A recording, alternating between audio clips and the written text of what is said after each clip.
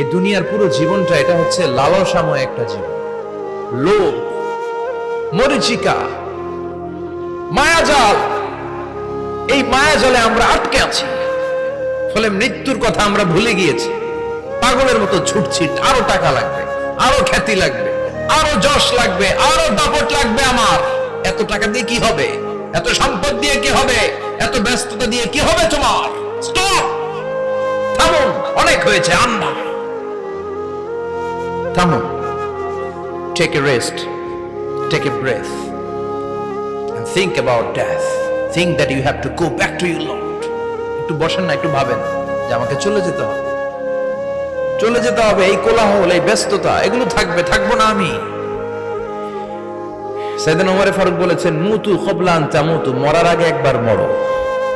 হাসিবু ক্বাবলা আন তুহাসাবু আলাইকুম, তোমার হিসাব নেওয়ার আগে তুমি একবার নিজের হিসাবটা করো না। কাগজ বের করে একটু লিখো না কি কি ভালো কাজ করছিলা, যেগুলো দিয়ে নাজাতের ওসিলা হতে পারে। 1 2 3, আর কি কি আকাম কুকাম করছো দেখো না, লিখে দেখো তোমার অবস্থাটা কি। মরার আগে একবার মরো। মরার আগে খাটের মধ্যে শুয়ে শটান করে চোখ বন্ধ করে একবার মরার ভান করে দেখেন কেমন লাগে। চোখটা বন্ধ করেন আর ভাবেন আপনি নাই, কি কি হতে পারে ভাবেন। আপনার ছেলে মেয়েরা কান্না জুড়ে দিবে, আপনার প্রাণের স্ত্রী বিলাপ শুরু করে দিবে, বন্ধু বান্ধবের চিৎকার আর মাতম, স্থানীয় এলাকার মসজিদে ঘোষণা, অমুক এলাকার নিবাসী অমুক ভাই অমুকের ছেলে অমুক দুনিয়ায় নাই। সব আত্মীয়রা চলে আসবে, ফেসবুকে স্ট্যাটাস দেয়া হবে, সবাই সবাইকে জানাবে বিকাল 4টায় অমুক হাই স্কুল ময়দানে আপনার জানাজা। ছুটে আসবে, সবাই ছুটে আসবে আপনাকে শেষ বিদায় দিতে, গুড বাই জানানোর জন্য, আল ওয়াদা, বিদায় জানাতে আসবে সবাই। 4 তাকবীর দিয়ে আপনার জানাজা হবে, অশ্রুসিক্ত জানাজায় আপনার বিদায় হবে। কাঠের খাটিয়ার মধ্যে করে কাঁধে তুলে আপনার কবরে নেওয়া হবে। আগে থেকে খুঁড়ে রাখা কবরটার মধ্যে আপনার বিছিয়ে দেয়া হবে। বাঁশের কচি দিয়ে তার উপরে মাটির চাপা দিয়ে সব চলে যাবে। ভাবেন না একবার চোখ বন্ধ করে, this is the circle of life, this is the nature of life. এটা সবার হবে, আমার হবে, আপনার হবে। এত মায়া, এত ভালোবাসা কই যাবে? কেউ থাকবে না, সবাই আপনার অন্ধকার কবরে রেখে দিয়ে চলে আসবে। উপরে বাঁশের কঞ্চি, তার উপরে মাটির চাপা, অন্ধকার আর অন্ধকার। এই অন্ধকার যেন শেষ হতে চায় না, শুধুই অন্ধকার, ঠিক কিনা? এজন্য আমাদের চলে যেতে হবে। দাদা গেল, চাচা গেল, মামা গেল, আমাদেরকেও যেতে হবে, জোরে কোন ঠিক কিনা? একদিন মাটির ভেতরে হবে ঘরে মন আমার, কেন বন্ধ দালান ঘর, প্রাণ পাখি উড়ে যাবে পিঞ্জর ছেড়ে।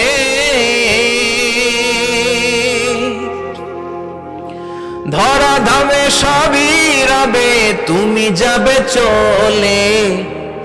বন্ধু বান্ধব যত, মাতা পিতা যারা সুত, সবই হবে তোমার পরে। মন আমার কেন বন্ধ দালান ঘর, একদিন মাটির ভেতরে হবে ঘরে মন আমার, কেন বন্ধ দালান ঘর, ঠিক কিনা? সব করে থাকবে, চলে যেতে হবে আমাদেরকে।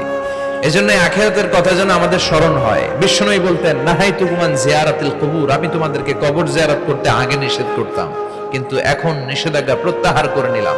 এখন সব সময় তোমরা কবরের সামনে যাবা আর জিয়ারত করবা।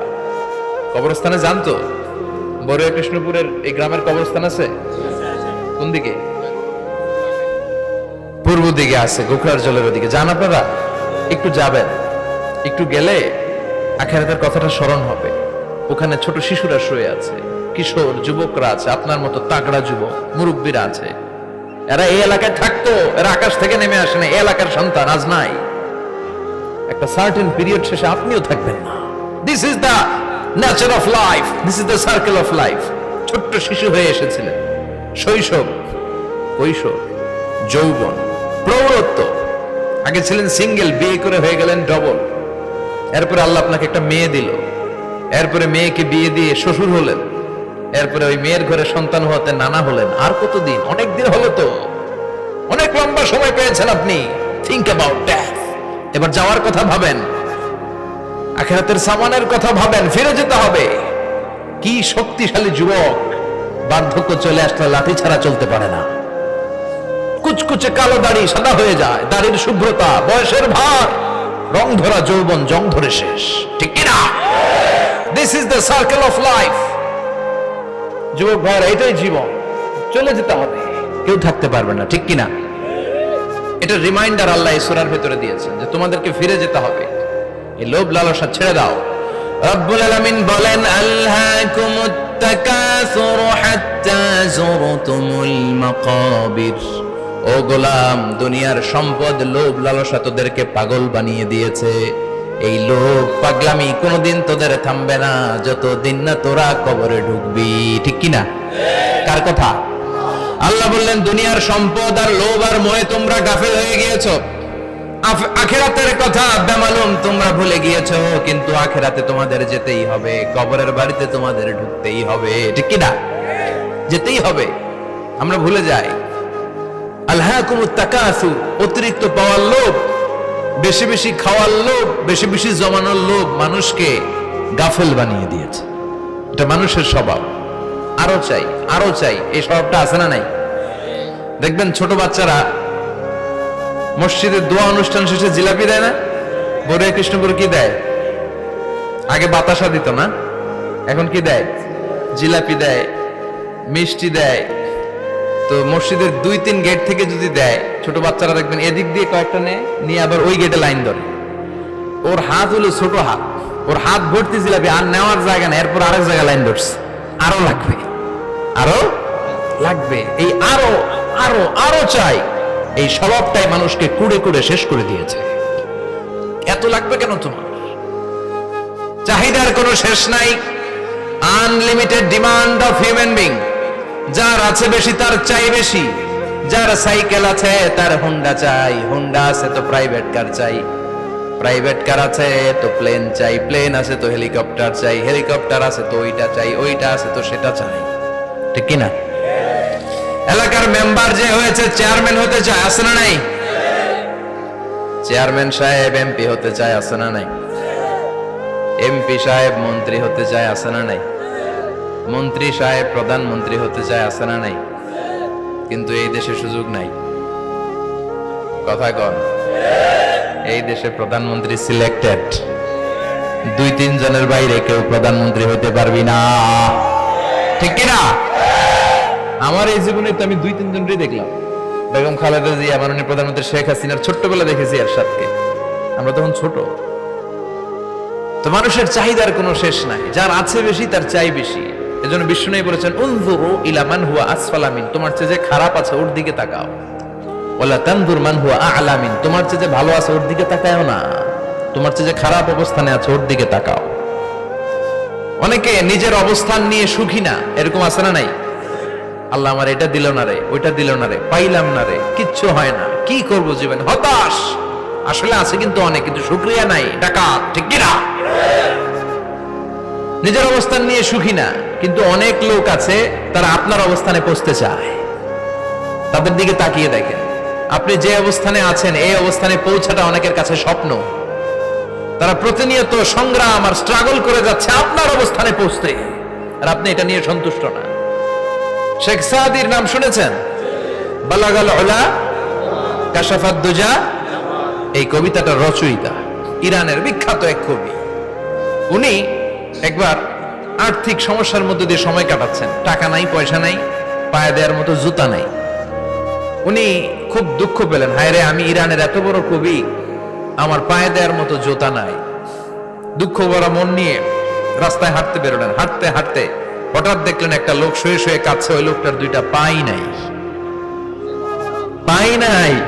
উনি সেজদায় পড়ে গেলেন, আল্লাহর কাছে ক্ষমা চাইলেন, আল্লাহ অনেক দিয়েছো, শুকর আলহামদুলিল্লাহ। এজন্য যেই পরিস্থিতিতেই থাকি না কেন আমরা কি পড়বো? জোরে বলেন, কি পড়বো? এজন্য কানাতু মিনাল ইসলাম, অল্পে তুষ্ট থাকার নাম হলো ইসলাম। সম্পদ লাগবে কিন্তু সম্পদের পাহাড় লাগবে না, ঠিক কি না? অল্প খান, অল্প পড়েন, অল্প জমান, অল্পের ভেতরে বরকত ঢুকাইয়া দিছে কে? দেখবেন যাদের সম্পদ অল্প তারা সুখী বেশি। জরিপে এটা দেখা গিয়েছে, অনেক সার্ভেতে এটা এসেছে, যারা সম্পদশালী এরা দুঃখী বেশি। এদের দুঃখ বেশি, টেনশন বেশি, খুব স্বাভাবিক। টাকা যার বেশি, রোগ তার বেশি। টাকা যার বেশি, টেনশন তার বেশি। টাকা যার বেশি, ঘরে শান্তি তার কম। আছে না নাই? ঘরের ভিতরে অশান্তি, ছেলে কথা শোনে না, ছেলে টানে গাঞ্জা, মেয়ে করে পরকিয়া। আছে না নাই? স্ত্রী কথা শুনে না, ভালোবাসা নাই, ঘরটা জাহান্নামের টুকরা। রোগ বালাই, এক একটা হসপিটাল বিল পরিশোধ করতে মাসে 5 লাখ 10 লাখ। আছে না নাই? কিছু খেতে পারে না, ডাক্তার একেবারে ডায়েট মেনু বেঁধে দিয়েছে। Diet, very diet menu. এটা এটা এটা এটা কিছুই খাবেন না, শুধু গরু খাবেন না, খাসি খাবেন না, চিংড়ি খাবেন না, খালি ঘাস খাবেন। ইচ্ছে মতো ঘাস খাবেন, মানে ঘাস জাতীয় যত আইটেম আছে সব খাবেন। শাক খাবেন, সবজি খাবেন, সালাদ খাবেন। গরু, চিংড়ি, মুরগি, গোশত, ইলিশ কিছু খেতে পারে না। তাহলে রোগ বেশি, খাওয়ার মজা নাই, ঘরে সাংসারিক শান্তি নাই, খালি ব্যারাম আর ব্যারাম। ঠিক কিনা? কিন্তু সম্পদের পাহাড় ঘটেছে। আর অল্প যারা খায়, অল্প পড়ে, রিক্সাওয়ালা, কুলিওয়ালা, অল্প বেতনের চাকরি, কিন্তু হক হালালি মেনে চলে, দেখবেন শান্তি আছে অনেক। হ্যাঁ, বাসা ভাড়া দেয়, ফ্যামিলি চালায়, বাচ্চাদের স্কুল বিল, এরপরও মাস শেষে 1-2 হাজার টাকা হাতে থেকে যায়। আর ওর প্রতি মাসে 10 কোটি টাকা ইনকাম, তারপরও ব্যাংকের ঋণ আছে না নাই? সুখ কারে বলে? কিভাবে আপনি সুখকে ডিফাইন করবেন? সুখ তো টাকায় কিনা যায় না। শান্তি টাকা দিয়ে হয় না, শান্তি দেওয়ার মালিক কে? শান্তি আছে অল্প খেয়ে শুকর করার মধ্যে, শান্তি আছে আলহামদুলিল্লাহর মধ্যে। চিল্লায় বলেন ঠিক কিনা? এজন্য অল্প খাবো, অল্প পড়বো, অল্প জামাবো, অল্পের ভেতরে বরকত দিয়েছে কে? দেখেন, ধনী ভাইরা খেতে পারে না, কিন্তু রিক্সাওয়ালার কি সমস্যা হয়? রিক্সাওয়ালারা সব খেতে পারে। কুলিওয়ালা, দিন মজুর, এরা একেবারে স্লিম, সুঠাম দেহি, মেদহীন পেট, পেটে কোনো মেদ নাই, ভুড়ি নাই। আর কোটিপতিদের মেদ আসারা নাই, এত বড় বড় পেট। ঠিক কিনা? আমাদেরও পেট আছে, তবে হালাল পেট। এটা হারাম টাকা দিয়ে এই ভুড়ি বানাই নাই আমরা।